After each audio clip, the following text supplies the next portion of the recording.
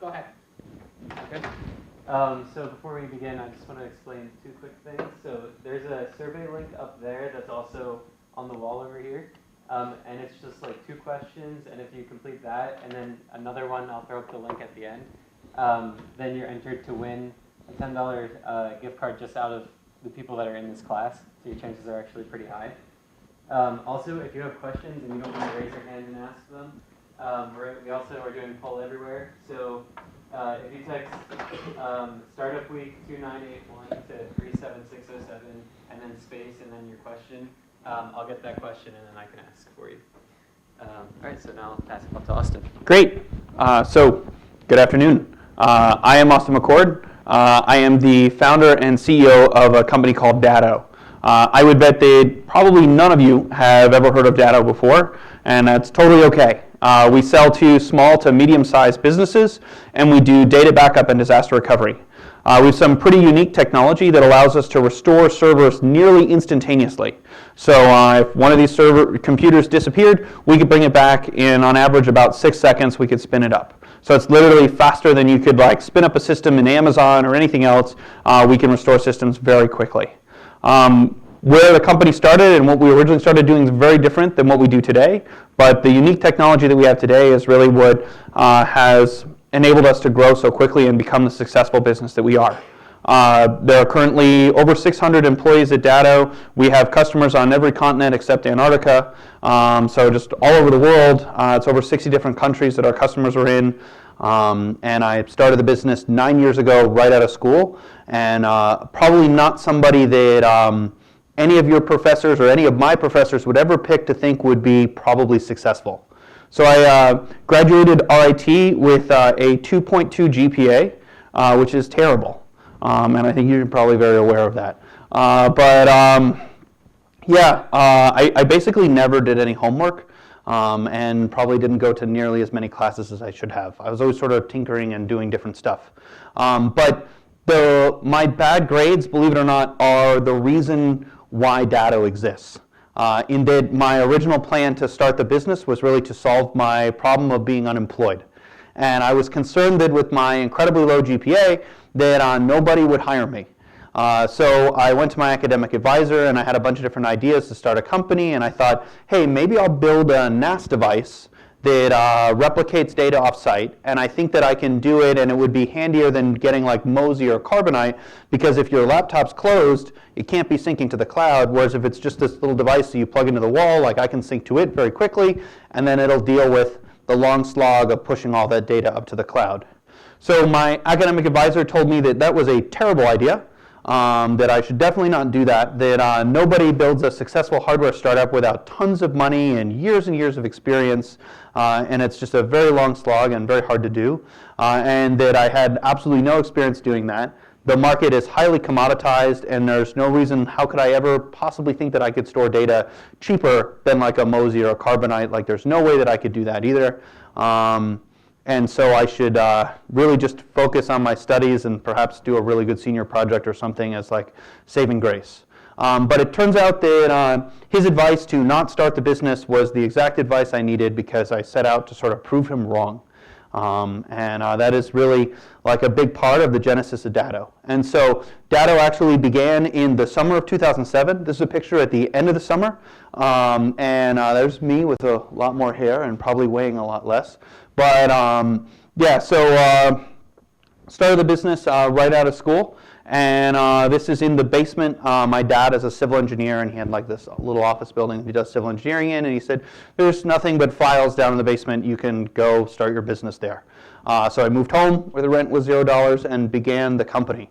I started accruing credit card debt to fund the business, and I worked at a part-time job at a packaging company, which actually I used to make money to pay my very first employee, which is the guy in the Mustang shirt there, and that's Dan Furphy. Standing next to me is my brother, Ian, and he helped out that summer. And then finally, our very first intern who came that summer, because we literally took out an ad in the paper. Her name was Teal. And we found out through the course of summer that Teal was very gullible, and it became a game in the office to try to convince Teal that various things were real that were not.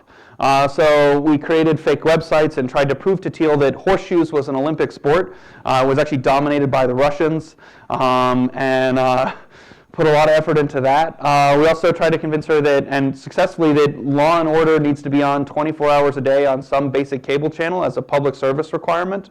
And finally, that rare earth magnets come from a mine, and they have to be mined by giant plastic backhoes, because if they use the regular metal ones, they get stuck to the walls of the mine. So we did successfully convince her that all of that was real at one point or another. Yeah, so this is sort of what starting a business looks like when you begin at the absolute smallest scale. Really, you end up tapping kind of your friends. So this is a friend of mine from high school, and this is how we joke that he arrived on his first day. He still works at the company, but yeah, he also came and sort of helped out a little bit during that summer, and then he had to go back and finish school, and then through a whole lot of stuff, he ended up becoming a full-time employee eventually. So we toiled away in a basement to build our very first product, which looked like this. And so this is actually an external hard drive case with a product that was actually made by Linksys called an NSLU2 that we actually took the plastic off of, took the circuit board out, reflashed the firmware on the circuit board, soldered on some resistors to make the main CPU go a little bit faster, and then jammed it in there with a hard drive. And through some parts from Home Depot, 7 pieces of Lego, and a lot of hot glue, produced this. And so this is really what our first product was, and this is what we were going to go to market and build. It took about an hour and 45 minutes to build one, and required buying a whole bunch of stuff that is just not associated with actually a shipping commercial product. Some fun little stuff like this label on the front. It's actually just like a printer label, folded around the corners. Because we didn't have any money for anybody to really do anything for us. Yeah, so we just decided, screw it, we're just going to build it and we're just going to make it happen. You can see that's sort of where the back is there, but yeah, that was the case. And if you were lucky enough to buy one of our first units, your data would be stored here in basically the collective people that I know's junk computers that were laying around their houses in 2007.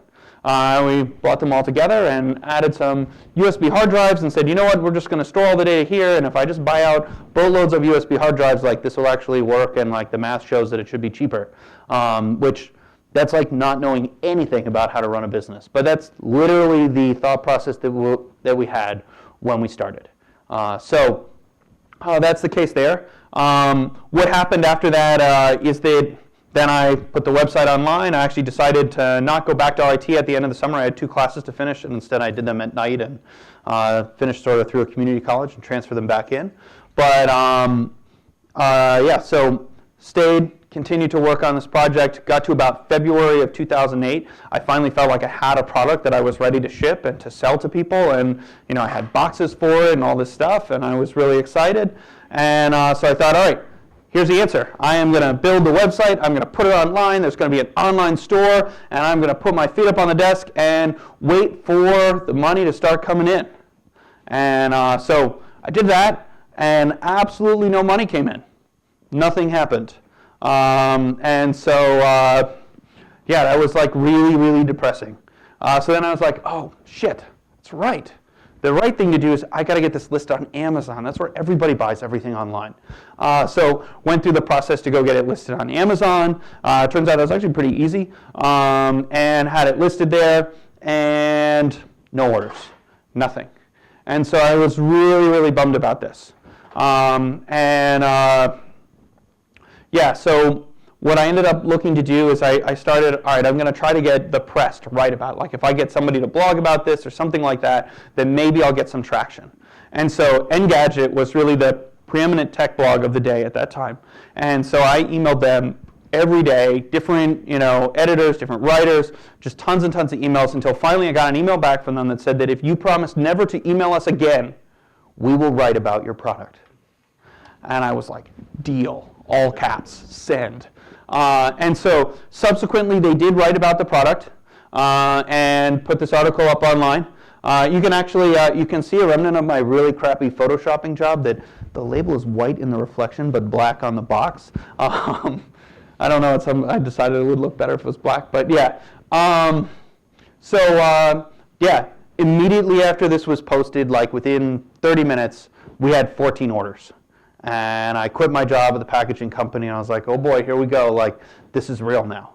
And people actually started purchasing it. More tech blogs started writing about it. One of the interesting things about sort of the media is that they all kind of copy each other. And so like if you can get one prominent person to write about something that you care about, like it just cascades down this pyramid of other people writing about the same stuff. But literally this is the stuff that actually launched the company. And it was incredibly exciting sort of when all of that happened. And that was in April of 2008. So when those orders came in, we built them back here, which is, yeah, really scary. You can see this upside down computer box over there. That was actually somebody's seat. We were nice enough at least to put some FedEx boxes on top. They're like, you know, some bubble wrap there to make it a little softer. But yeah, like that, we had no money for anything. So we were just being really, really creative with this. And a guy by the name of Charlie Lundblad sat there, and he still works for us today. But he started in a windowless basement full of files. Yeah, some of the computers and stuff we used to test and build different things. This is sort of where we kept all the parts, just kind of in all these just random cardboard boxes everywhere. So it was just crazy that it was kind of all stacked together. So it turned out that storing that data on USB hard drives didn't work, but we ended up going back and rethinking, and we came up with this concept to store the data in this file system that was very new at the time called ZFS. And it turned out that that was actually a really, really important decision for our company because ZFS gave us an enormous amount of flexibility in the future with how we built stuff. And it's interesting because this is an example of one of those decisions that you can make early on and has huge cascading effects in how your business builds out in the future. And so this is Dan building the very first ZFS server. He's got the power supply there. We were like all giggly about how big it is. Like I don't know, everybody at Datto was a huge nerd. So as the case, and so there's like the very first server actually built, and we were so proud because it's had 4.3 terabytes of storage. And we were like, man, that's huge. It's incredibly small today. Like literally in the time for me to say 4.3 terabytes, Datto's cloud has ingested more than 4.3 terabytes data at the rate that we're growing. We have over 200 petabytes of cloud data today. Yeah, like individual server that we rack today is over 200 terabytes. So just crazy how much that's changed. Yeah, so eventually those grew. And became servers like these, and we told our customers that we were keeping all of this information in a secure underground data center. And we were like, well, there's a lock on the door, so it's secure. It's in a basement, so that makes it underground. Probably the data center part was the part that's the biggest fib, but yeah, like that's how we got started. So if you purchased one of our units from sort of that Engadget or Gizmodo articles or any of the other ones that followed, like this is where your data would end up. And there was our advanced redundant power picked up at like Office Depot, and also our like super sophisticated cooling right there because we needed that to like prevent the room from becoming hundreds of degrees. So this is like what the beginning actually looked like, and it's pretty crazy because you look back and you think like how any of this could be a predictor to success because it looks like we are doing everything wrong imaginable. But if anything sort of we've learned is the fact that we're doing stuff is actually much more important than whether or not we're doing it right. And that by continuing to move forward and actually selling the product instead of like going, oh crap, I can't build a data center, we were able to be successful. So I guess that sort of the adage around fake it till you make it is somewhat true. Yeah, so that's the case there. So another interesting thing ended up happening when we were really small, about 6 months into selling those first devices, the actual product, the board that we used, became unavailable. Like the Linksys stopped making that product, so we couldn't take it apart and steal the circuit board from it anymore.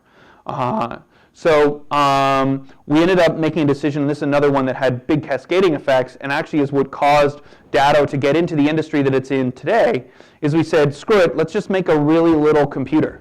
And we'll just make it a regular computer, but we'll tell people it's an appliance, and we'll make it act like an appliance, but actually it's a really little computer. And so that's what we ended up doing. And that actually gave us a ton of flexibility in the future, because then when our customers called up and said, hey, we really love it if your thing did this or thing did that, it was actually really easy to add all of those features down the road because we'd already built everything to just run on regular computers. So it was super straightforward and simple.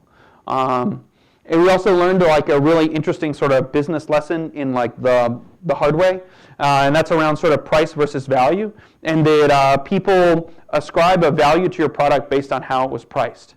And so originally we decided to price our product at 2 times our COGS, so twice as much as it cost us to build it. We just thought, that seems good. And in this case, the product became twice as expensive to build because now it's a whole computer instead of sort of just this little box. And so we ended up having to double our price. And we were really worried about this. We thought, crap, no one is going to buy this. Now it's twice as expensive. Who's going to buy it? Turns out 4 times as many units got bought. People wanted to buy it more now that it was more expensive. And so as a computer scientist, like tech person, makes no sense. But from like just behavioral science, how people actually operate, people thought that our product was better because it was more expensive. And so they ascribed a higher value to it. And subsequently, they felt that it was less risky, and that, when it looks like, backup is basically insurance, no one wants to buy the cheap insurance. They're like, I don't know if this is going to work. Whereas they actually felt that this was more reliable because it was more expensive, which is just crazy. But that's literally like how the human brain works and how we like process a lot of these things. And so a lot of building the business, I learned kind of all these things that if you go and try to get an MBA or something like that, you would end up learning. But I learned them like the hard way and through like pure experimental process. So yeah, that was sort of the first units. And that actually started to generate positive cash flow. And really it was at that point that Datto started to become profitable. And we were actually kind of making money here and there. And so we took all that money that we made and we spent it on monitors. It's very strange. But Datto has like a monitor fetish. I can't really explain it other than that was like the holy grail. It's like, wow, we can build a computer with like 6 monitors. We were like, yeah, totally, let's do that. We didn't have enough money for a matching 6th monitor, but got to start somewhere. So like literally these are the pieces that we did like to make this happen. That's actually what occurred. And like to tinker around with stuff. I built this sort of big display that showed how much data we were protecting. And at the time, we were super proud because we had almost 60 terabytes of customer data that we were protecting, and it was growing constantly and getting bigger. And we were proud of that. And this is, again, one of those cases where like an early decision has a huge effect on your business moving forward in the future. And so very early on, we decided to be very public about all of the stats and what was happening inside the company. So I shared with everybody, here's how much money we made today, here's what it cost us to operate today, here's how much data we're storing, all these different pieces, and we basically hung it up all over the office because we had to put something on all these dang monitors that we got. So we created all these different display screens and things that were charting the progress of our company. And it turns out that that decision to do that is now a very, very important part of our culture at Datto. So at 600 people, everybody still knows how much money did Datto make today. They know how well is our support team doing, how well is the team that ships appliances to new customers doing, how well are we doing on software development and staying on task with closing tickets to get the next version of our software out. So all that information is actually displayed in real time on the idle screen of everyone's telephone everywhere at the company. And when new people come in, they're like super confused by it, but eventually they get used to it and it becomes part of how they operate. And what's interesting is that everybody at Datto knows whether or not we're having a great day or a terrible day, whether we're having a good month or a bad month in any different department anywhere, and we all feel it and we live it together. And it goes a really long way to sort of bring back that same spirit of how you operate when you're very small, that we're sort of all in this together. We're all making this happen together. And that it actually helps a lot, especially when your company starts to get big. And you still want people to feel included, like they're working on this little project that you started. We were actually able to, with that change to the more expensive hardware, and another change where we decided to stop selling direct, which was an interesting piece that also came, propelled us sort of out of the basement and into a real office. And so that other change around selling that was a big deal was that originally when I started the company, I wanted to sell it to small businesses like my dad's.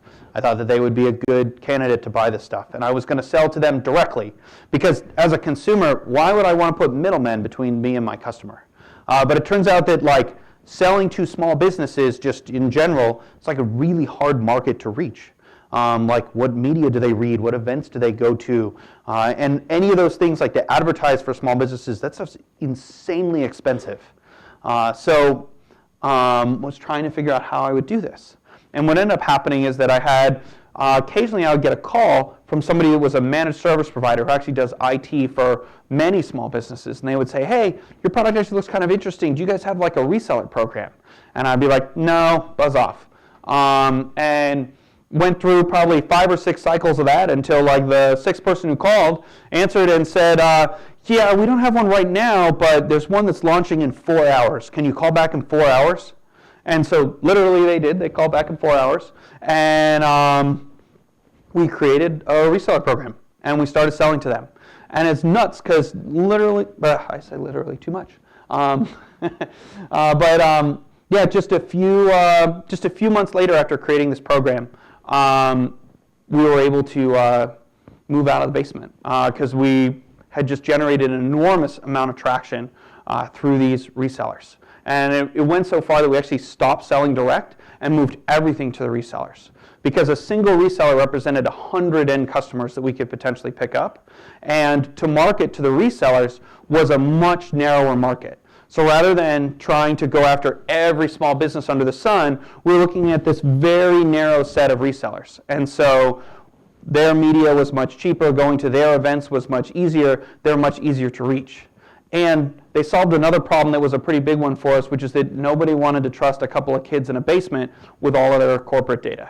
Whereas adding this reseller middleman actually created sort of the trust burden was on them to sell it to the end user. And it's Bob. I've known Bob for 20 years, and he recommends I get this product. Great, I'm going to do it. And so the reseller, they were smart enough to realize that technically our product was sound and that it didn't really matter what we were doing. So that's sort of what propelled us out of the basement. And I can tell you that that first real office, when you get to that point and you're actually paying for it, I felt like I was king of the world. Like, holy crap. Like, I thought for certain that my business was going to fail early on. I was like really worried. It got really, really close to failing. I had to like tell people I couldn't pay them, all kinds of bad stuff. And I was like, oh my God, I've made it to like real office. Like, this is insane.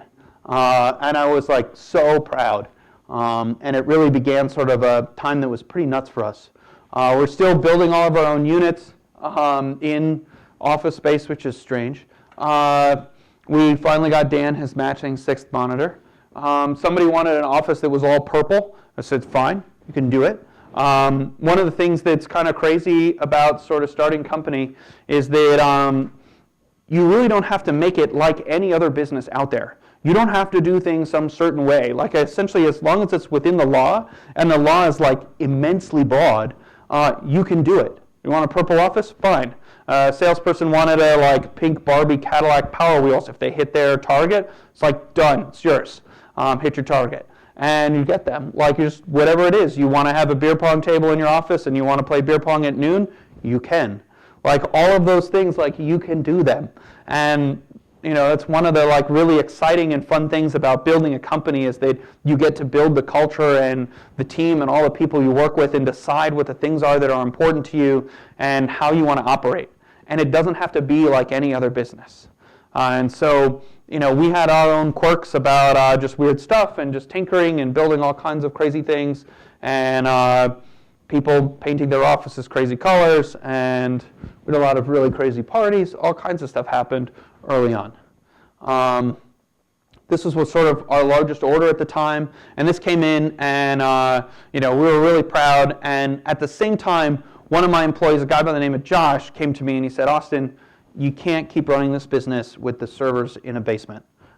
It's just not the right way to do it, and you're going to let our customers down at some point. And ultimately, I can't work here if you're not going to like run the business for real and actually like be very serious about protecting our customers' data."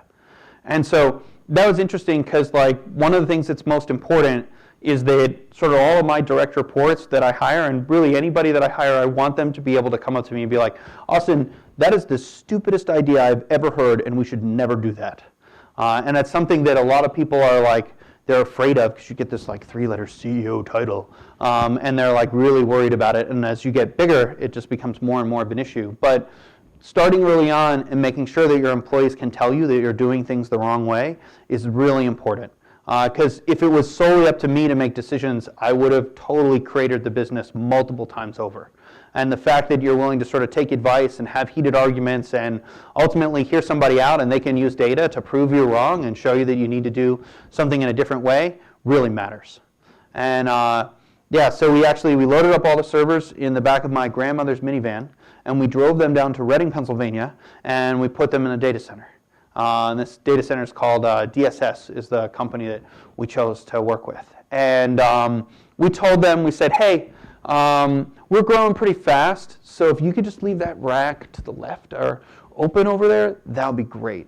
And they were like, yeah, sure, whatever. This was us 9 months later.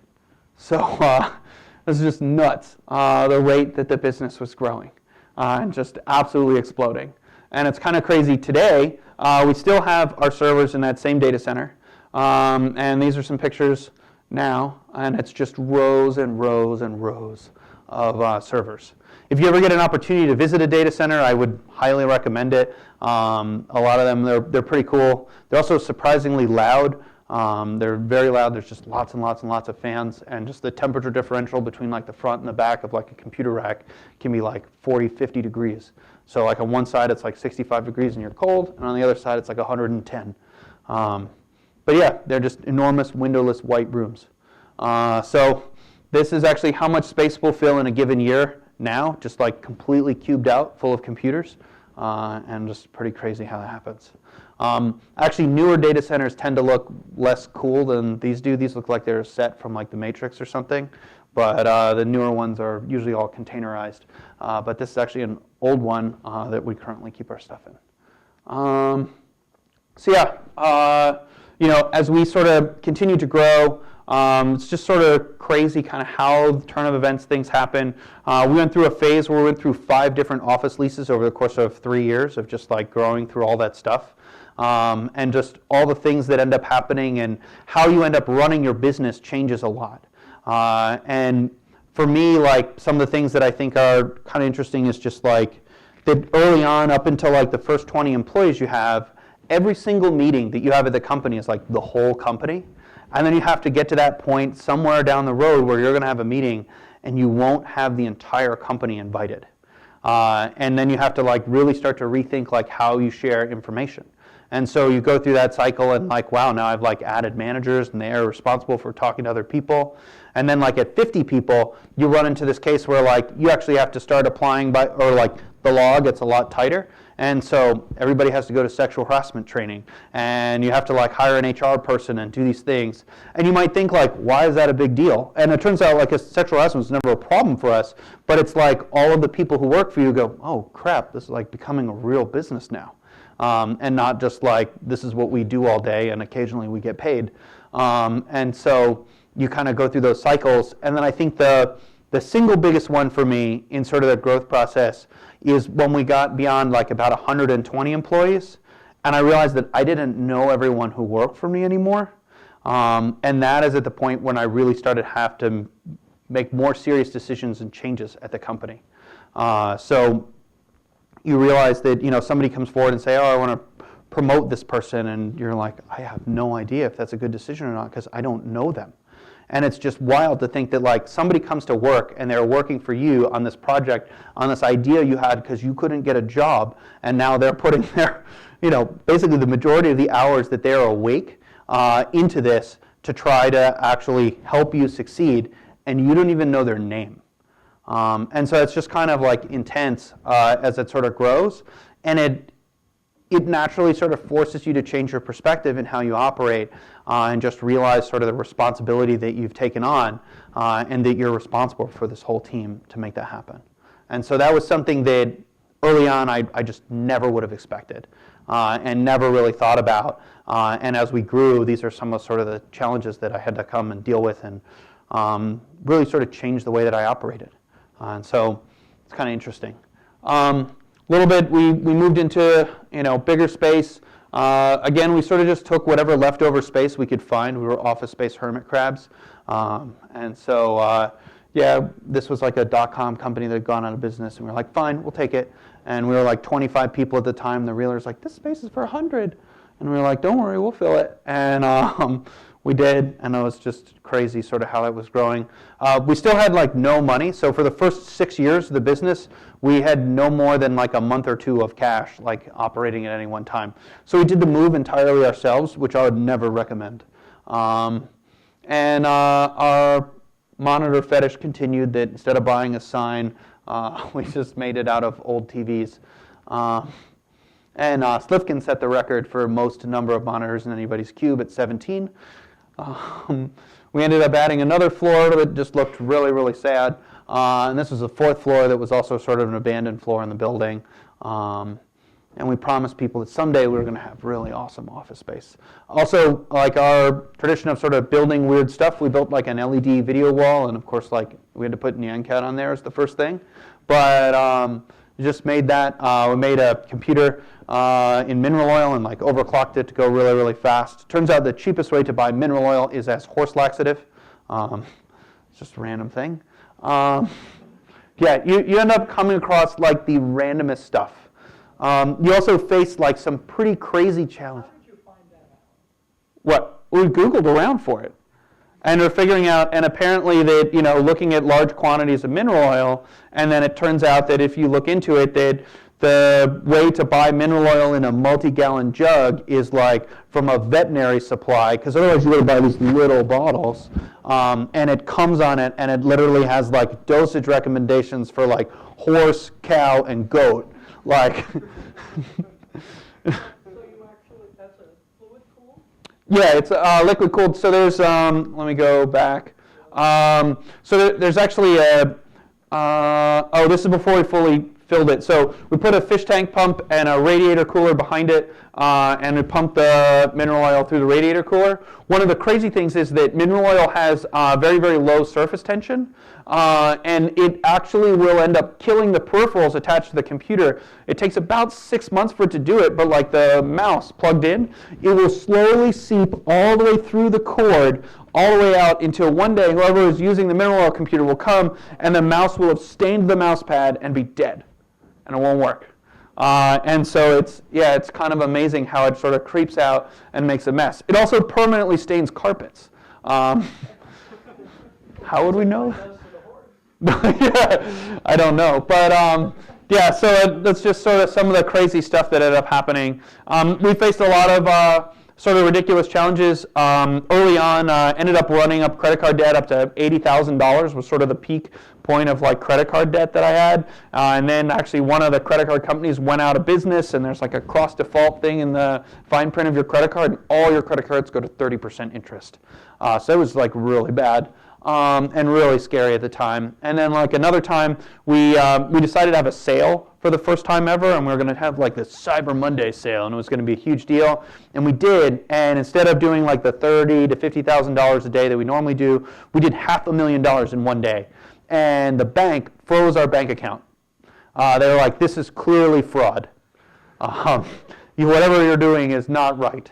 And then this is sort of like the sad, terrible part of the story in that, so I called my accountant on, it's like, oh, this is, and he's like, that's ridiculous. You guys have been doing everything right. You've been trying so hard, da, da, da, da. He got all worked up. It's like, don't worry, I'll handle this with the bank. And a few hours later, I get a phone call that he actually died of a massive heart attack. So it's possible we may have killed somebody. But yeah, but then you still have to deal with the fact that like I have no money for the parts to ship stuff to customers, nor can I pay my people. And the bank is holding it all, and they're like, well, our typical plan is we'll hold it for 180 days and then give it back to you. I was like, what? Like, how the heck is that going to work? And so like had to go just through manager after manager of all kinds of stuff to like get them to unlock our funds piece by piece. It literally did take 180 days for them to give it all back. But we were able to like slowly work through it so we could keep operating. But yeah, so that was pretty crazy. Then big thing happened to us in, I guess it would be late 2012, would be Hurricane Sandy. And so this is us sort of in the control room at our offices as Hurricane Sandy was kind of coming ashore.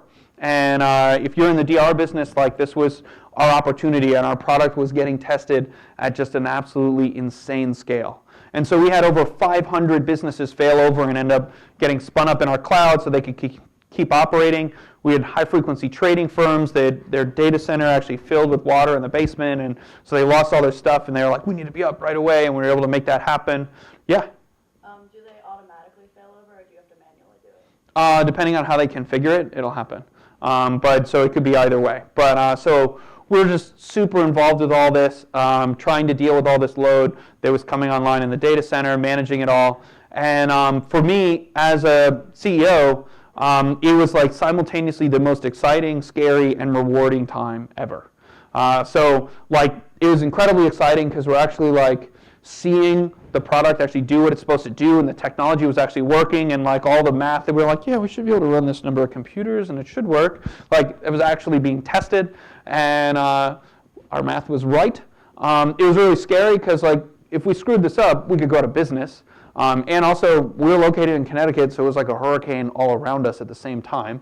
And then rewarding because the entire team at the company came together to like be there for our customers and to make sure that everything happened, and then help them migrate back onto their regular infrastructure when things got running. And so you can see sort of our team sort of managing the fleet and everything that was going on. And they basically just started like living at the office. And our head of support, Victor, this is after he had spent 8 continuous days at Datto. He had not left. And just had like slept under his desk and brought his dog in and like just helping get everything done. But it's just incredible to sort of see everybody come together as like a big family to like help everyone out and come through and be successful. And so it was like a landmark event for our company, and our customers were incredibly happy, and it's just really neat to see sort of an idea that you have actually really play out at scale and become a real thing and like actually help people. So yeah, that was very, very cool. And then like 2 weeks later, the chiller plant failed at the data center and all our servers almost melted into the ground. Like it's just a never-ending sea of challenge. And we had all these customers that were running their businesses in the data center. So we were like, the data center called, they're like, yeah, can you guys turn your servers off because we don't have any air conditioning? We were like, no. And so, yeah, luckily they were able to get it up and running before too many of them failed, but it was just a crazy time. Same time, you can still continue even as we got bigger, did crazy stuff. I got a doer of liquid nitrogen. We kind of always just have liquid nitrogen around to freeze random things, because why not? Yeah, there's just always weird stuff going on. But not long after Hurricane Sandy, kind of the biggest thing in sort of Datto's history ended up happening. And that was that a really major security company came along, a company you guys would all know, big name in the industry, and they wanted to come meet with me. And I was like, all right, fine. And came and we held court and told them what we were doing, and they went back and came back again, and they were like, so Austin, we think your technology is incredibly cool.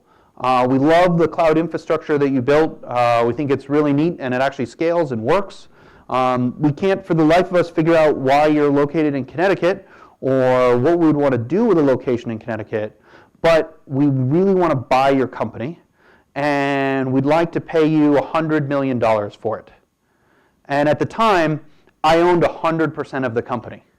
I had given nobody any options. No one had any other shares. I hadn't taken any money from outside investors. So they were like, yep, we will cut you a check for $100 million. And so like I was just like, holy crap.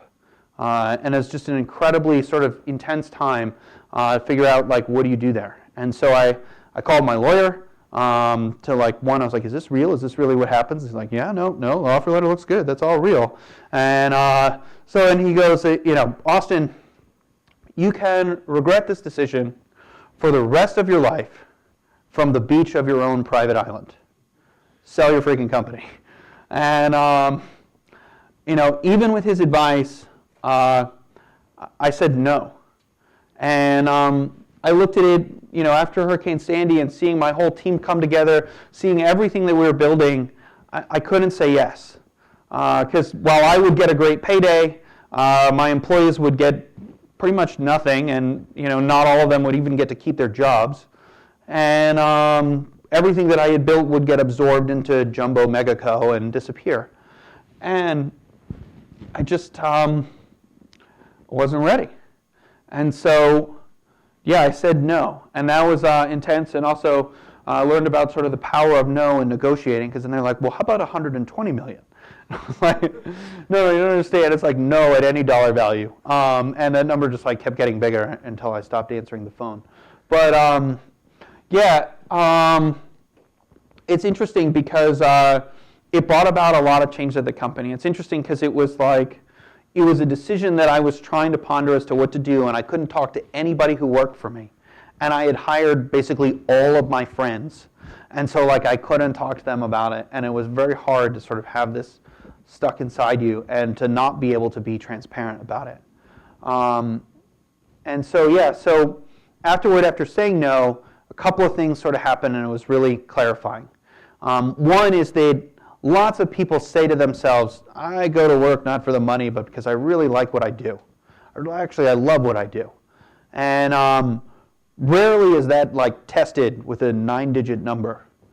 And so, you realize that you don't just say that, you actually mean it. And you really do love what you do. And that if I was serious about building the company in the long term, I had to get serious about sort of getting help and making sure that I was doing the right things down the road. And so, yes, while I was running the business, I owned all of it. Ultimately, that wasn't really fair or the right thing to do, considering all the effort that my employees were putting in. And so I went through a process where I granted options to every single person who worked at the company. And even today, if you come join and work at Datto, you get options. And so you're part of it. And in that way, should an offer like that ever come down in the future, I know that my team will also benefit from such an astronomical number. Yeah? So you had 100% of the company. Yep. Right? So when you guys were really small and you did have some employees, how did you keep them motivated to do stuff and keep doing good work, even though as the company grows, in theory, not much would change for them, or if someone made off like that, Well, so I don't think anybody really thought that anyone wanted to buy Datto, certainly early on. And it was fun to work at Datto, we enjoyed what we were doing. And then finally, you can pay people in cash, and that's a thing. And you can give them just big checks. And so when one of my employees had made it 5 years at the company, that first employee, Dan, I bought him his dream car. That he had always wanted. I just went out and it's Dan, what are the specs? Boom, exact model, there it is, it's yours. And another time, we got corporate cars for everybody on the management team because it was hey, we had a great year. Don't pay for your car anymore. I'll go out, get the car you want, and I'll pick up the lease payments for it. All kinds of stuff of what is it? What's that thing? You want a new laptop, or you want this or that, or we'll just go get them. It's not something that lots of big companies do, but you can absolutely do it. And it works. And if your goal, certainly as a founder, is to retain your options and your ownership, don't hesitate to sort of use cash to close that gap. And frankly, for a lot of your team, that's fine. And is probably a pretty good outcome because they get to start enjoying that stuff now. Whereas options are maybe, someday, could be, might be. Whereas the car, boom, it's there.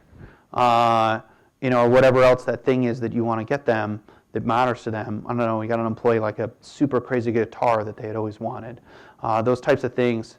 That stuff can go a really long way. And a lot of times what you'll find is that, if I went to Dan, right, and I just gave him the cash for the car, he would never go buy the car because that's an incredibly irresponsible thing to do with all of that money. But if you can help them make some of those irresponsible decisions for them and that cost them no money, that means a lot. And actually, like, it goes further than the individual dollar value of actually what you're giving them. So it's like, the other employee that we had, like, he would never buy this guitar because, like, he doesn't really need it. He's got a bunch of other guitars. It's pretty expensive. But if I give him the guitar, then like the value that's ascribed in his head is much higher than that of like the cost of the guitar. So yeah, so that's what we did early on, and it's actually something that we still do now. And that if we do well and we make money, I don't hesitate to sort of share the fruits of that labor with our team. What? 5 minutes? Wow, these do go fast. Also decided to take on outside investment because I wanted great people on my board. So prior to sort of this offer and giving anybody options or anything like that, it was just me. There was a board of directors of one. So I had nobody to turn to for help in understanding, like, hey, is this a good deal or not? Maybe 100 million was too low. Like, how do I figure this out? And that's where I became much more interested in trying to find people to help me grow the business for real. And I ended up searching far and wide, and there's lots of venture capital firms out there. But what was most important to me is the people that I would get to help me advise and grow my business. And what I looked for was people who had actually been there and done that. So there's a lot of bankers out there, and I don't want to speak ill of bankers, but for us, especially where we were, it's much more valuable to get advice from somebody who had actually sort of lived the same sort of crazy that we were living. And I ended up finding a guy by the name of Paul Sagan, who was the CEO of Akamai for a really long time, big internet security company, and a guy by the name of Steve Harrod, who was the CTO of VMware, and he effectively worked for them while virtualization was invented. So super smart, and virtualization is a key underpinning piece of the technology that we use. So convinced them through sort of this General Catalyst firm to come join and be part of my business, and I was able to also take some cash out on the side because the business was already profitable, and still sort of maintain all control because I still own more than half of all the shares of Datto. So there's not, nobody can really force me to do much because I have all the control. But yeah, that was really good. And since then, things have only accelerated. And I'll go through these quickly. That we bought an office in the UK. We actually, I really like going after our competition, and we ended up buying all of our competitors' products out of the field to take away their recurring revenue. And we lined them all up and made this huge Dominoes thing, and it was really fun. And we knocked over 2 petabytes worth of hard drives. We did another office move and finally got the new offices that we were looking for. We built an enormous interior staircase, and that's the giant steel beam that had to go in the roof trusses to make that happen. That's our office in Rochester. We bought a company called Backupify. They were located in a former methadone clinic, and we finally got them to nice offices, and they're up in Boston. We have a partner conference for all those resellers, all those middlemen, and to us, we're heroes because we help them grow their business. And so we had over 700 last year, and this is them walking to the big party at the end of the partner conference. And then finally, there's a picture of our control room now, and I guess I'll open it to questions. Anything you want to know? Yeah. Did you ever go back to your advisor and tell him he was wrong? Oh, absolutely. Absolutely. His comment was that he never thought that the computer mouse would catch on either. So, yeah. No, but he's been good, and I've been involved with the university since then. Yeah. How did early on the backups work? Was it just a simple script or? rsync. Yeah. rsync. And I mean now, rsync's still a component of it, but we use ZFS send and receive to move data between the appliances and the cloud. Yeah. How did you know that small businesses that you're building this for in the beginning needed the product that was marketed? Well, so I mean, backup has a pretty much universal need, and I think you can talk to almost anybody, and they've got a data loss story. So that happens all the time. And it's something that we just thought we could do cheaper than anybody else. And we kind of forced ourselves in that direction. And it's interesting that we priced our product really cheaply. out of the get-go, and it was cheaper than any of our competitors. And in order for us to ever make it out of the basement, we had to figure out how to actually store the data that was truly in a more efficient way. And so a lot of our technological breakthroughs happened because of like basically a forcing function that if we didn't solve this technology bottleneck, we would cease to exist. And it's actually one of the things that I worry about now, that as the business is much larger and much healthier, that there's less of that forcing function that says you must solve this problem now. And so it's a question of, can we maintain our same pace of innovation without sort of this imminent threat of destruction? So I try to stay paranoid. Yeah. Tried a small box using Raspberry Pi. Have I tried it? Yeah, have you got an experiment going? Yeah, we built one, but it's not really our market anymore. We've moved to slightly larger businesses. Right. But yeah, if you can imagine, I've built about every imaginable thing you could think of. But the virtualization is the big driving feature, and you really need x86 in order to do that. And ZFS also doesn't operate very well on an ARM chipset. It's not optimized for it. Yeah. Nothing else? Yeah. When Sandy hit, was your data still on the East Coast? Or? Yep. It was at our data center. So data center is, it was here in Pennsylvania. We have a replicant site on the West Coast as well. So we weren't too worried, and the data center is pretty secure. The building was actually originally built to manage Pennsylvania Gas and electric grid for all of Pennsylvania. And subsequently they moved out of the building and don't need enormous space for an IBM mainframe anymore. And so we ended up sort of taking over that building as where we end up storing that data. But the building is built to survive pretty much anything. They actually run like consolidated 911 operations for a big portion of the state of Pennsylvania in the above ground floors, and where our servers are is 40 feet underground, and just the perimeter walls of the building are 7.5 feet thick steel reinforced concrete. Yeah, because they also decided to build it at the end of the runway, at the end of like the Reading airport there, so they had to build it to like take a plane and not have a problem. Yeah. Anything else? All right. Thank you all very much.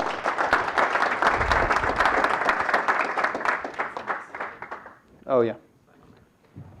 And then if you want to be entered for the gift card, you have to fill out